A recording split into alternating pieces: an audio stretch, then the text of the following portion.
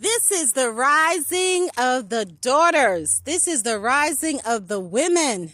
This is the rising of the daughters of the maker of the heavens and the earth. And I love these flowers because it reminds me of the oil of joy. That's right. We are to have the oil of joy.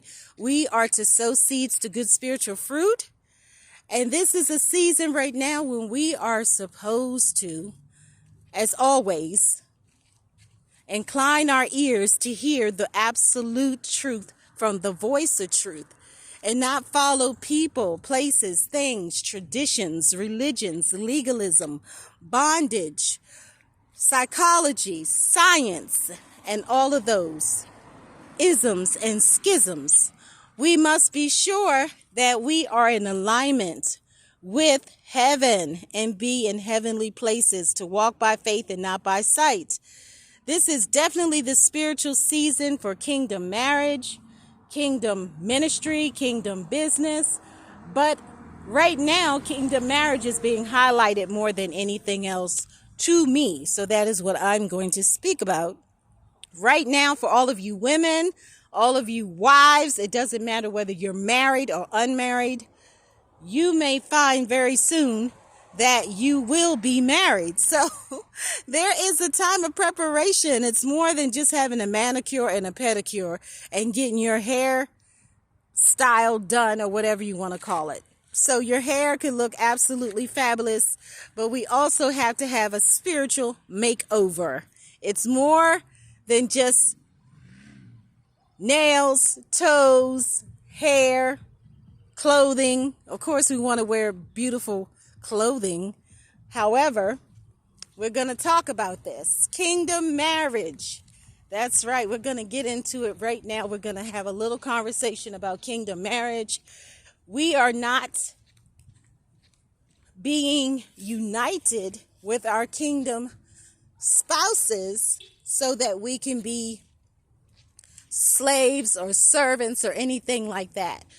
The purpose of the kingdom marriage is for the two to become one, for the two to do the kingdom ministry together and the kingdom business. That is the way that goes and flows. Beautiful flowers. I love springtime. Springtime is absolutely awesome. So you may ask, what is the model? What is the example for the kingdom marriage? I would say there are so many.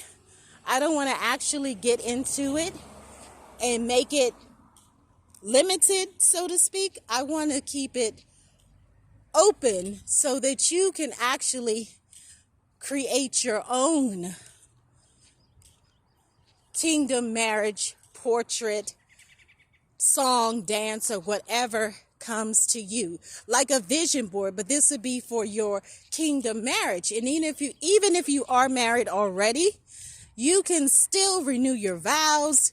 You can still be ignited. You can still rekindle, whatever you may want to call it.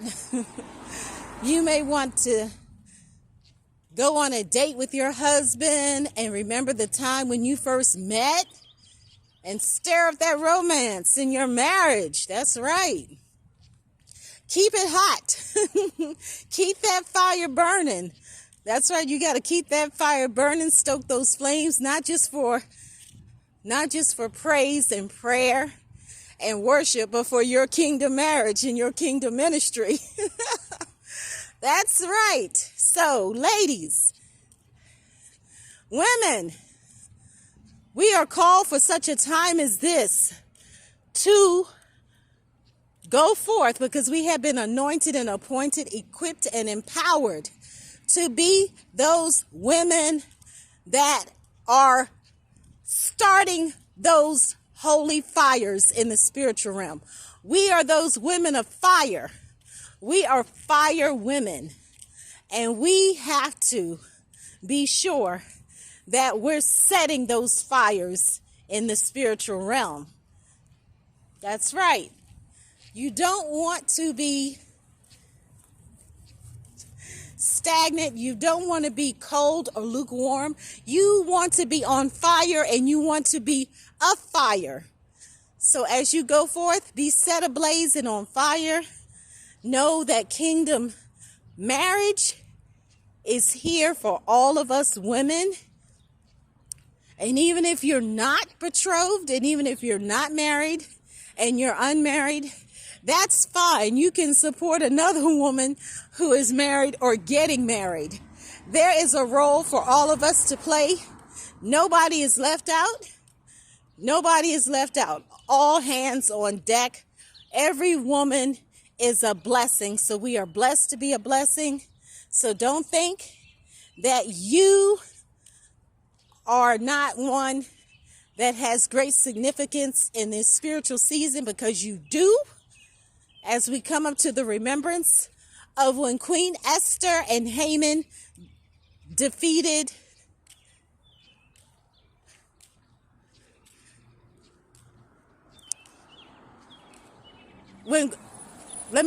rewind. When Queen Esther was used to defeat Haman with Mordecai, we have to remember those days, even though there are new chapters being written right now. You have to go back in time and remember some of the history so that you know that you definitely need the sword, the shield, the tambourine, the harp, and so much more. But more importantly, you must use your voice. Let your voice be heard.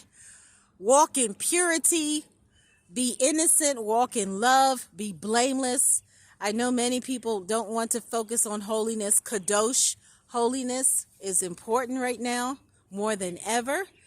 And we definitely know that we are to be perfect like our Creator is perfect, because we were made and created by a holy, perfect, supernatural being. So walk in it, speak in it, sing in it, dance in it, go forth. And I want to be the first to tell you, congratulations.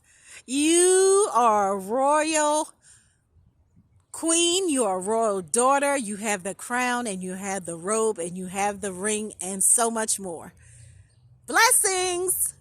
And please share, testify.